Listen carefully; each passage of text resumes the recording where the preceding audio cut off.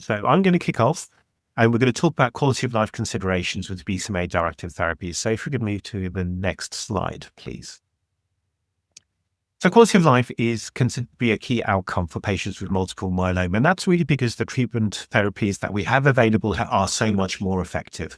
And because we have very effective treatments, we need to make sure that we prioritize health-related quality of life as a key clinical outcome. But of course, when you're seeing a patient in front of you, there's many things that you need to think about. You need to think about the efficacy. How effective is this treatment? And we measure this by the overall response rate, the depth of the response that is achieved. We think about how long the response is obtained. We think about very deep responses as defined by minimal residual disease. But actually, we're also interested in the long-term survival outcomes. When do patients progress? How long do they live for? And how long is it between starting treatment and their time to the next treatment? This needs to be balanced against the safety. What is the side effect profile? What is the need for stopping treatment and having to dose reduce? How many patients end up stopping treatment because of side effects? Because of course, that's a real problem. And how many patients end up in hospital, typically either because of the side effects caused by the treatment or because of monitoring that is required because of side effects.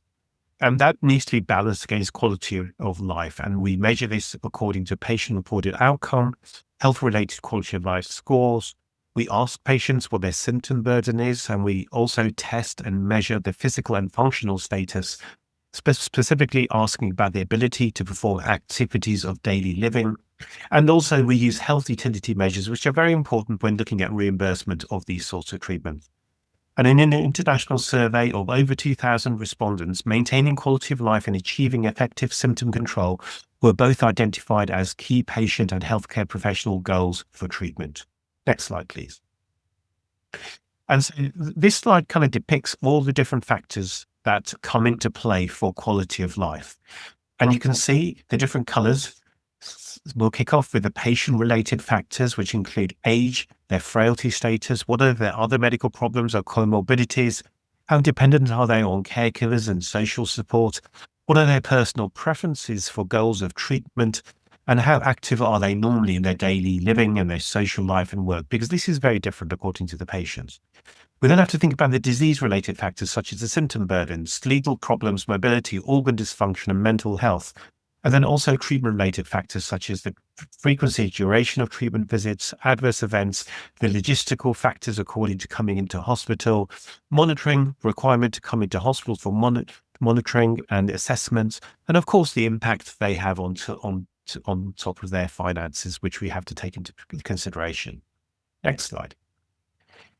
And of course, there's lots of different ways that we determine quality of life. We have to think about the frequency and duration of treatment visits. So some modalities of treatment mean that patients have to be coming into hospital very frequently. This can impact upon their work responsibilities, for example, how long they're spending away from home and other caring responsibilities they have.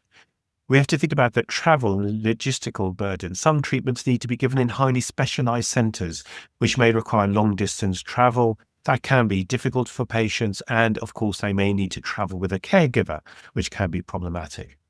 We need to think about the toxicities, the adverse events. Now, some of these adverse events happen very quickly. Some of them happen later on, and they can accumulate over the treatment time that patients have. We need to think about cytokine release syndrome, neurotoxicity, which requires close monitoring and maybe hospitalization. And then you also need to think about, for example, infection risks and ocular side effects, which may come into play for how patients are. We have to think about whether patients need to be in hospital or whether we can manage them outside of hospital and what impact that has upon their normal daily living, their work and their social engagements. And of course, if they're spending time in hospital, they're not spending time doing other things, and that can impact upon their finances. It can impact upon their ability to work and also their family's ability to work if they are key caregivers. Next slide, please. And so this is just giving you an indication within the UK of where our accredited CAR T centres are.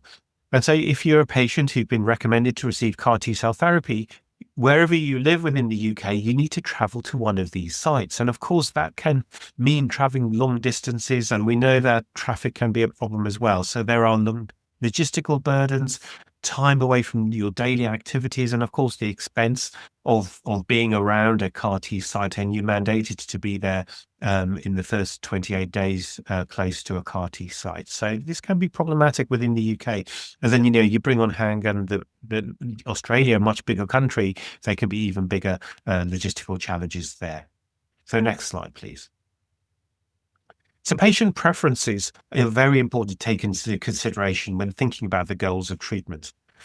This is a survey that was done for over 1,000 patients, and we asked them what was the most important for choosing myeloma treatments. And the most important thing was to have a longer life. So patients consistently say that overall survival gains is the most important thing. But the second thing is that they want a better quality of life. So not only do they want to live longer, but they want to have a good quality for the time that they have. And there are other things such as tolerable side effects, less frequent, easier treatment, treatment-free interval. We've talked to Lynn about that, and the burden to their family. So efficacy and quality of life are very important. But of course, there are trade-offs that patients have to make. And to receive an effective treatment, then frequent monitoring for adverse events was identified as the most acceptable trade-off. Adding more burden to caregivers was considered to be the least acceptable trade-off for patients. But remember, not every patient is the same, and there's quite varied heterogeneity into how patients consider their treatment. And you need to look at each patient as they are in front of you. And importantly, there needs to be a shared decision-making process with the patient. And that's super important. Next slide, please. And so there are a number of different ways that we use to assess quality of life in multiple myeloma. And these can be very complex. And you can see on the screen the number of different quality of life tools that are written.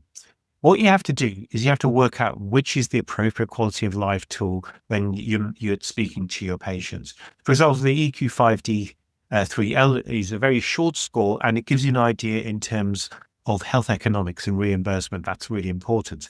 But some of the other questionnaires here, such as MyPulse, are very much into kind of a patient-focused approach and are important to understand what your patient is going through. And at the bottom, the Pro-CTC AE is a very interesting score, which you can personalize according to the therapy that you have. So I'm not going to go into detail of these, but suffice it to say, look these up and you may find that one of these is useful for you. Next slide. So the key takeaways is that the assessment of treatment benefit extends beyond just disease control. We need to think about quality of life. And this is determined by multiple factors, which I think I've shown you in this slide. Different modalities of treatment have their own specific toxicity profile, logistics, and treatment schedules, and you're going to hear about that later. But we do need to think about patient-reported outcomes and quality of life in order to support individualized care for patients with relapsed myeloma. Important to bring your patient into the decision-making process, and we've talked about this as being shared decision-making, and that is more likely to have better outcomes if you bring your patient in. And then think about how you want to measure health-related quality of life, particularly in your clinic. And there's many different ways that we can do that.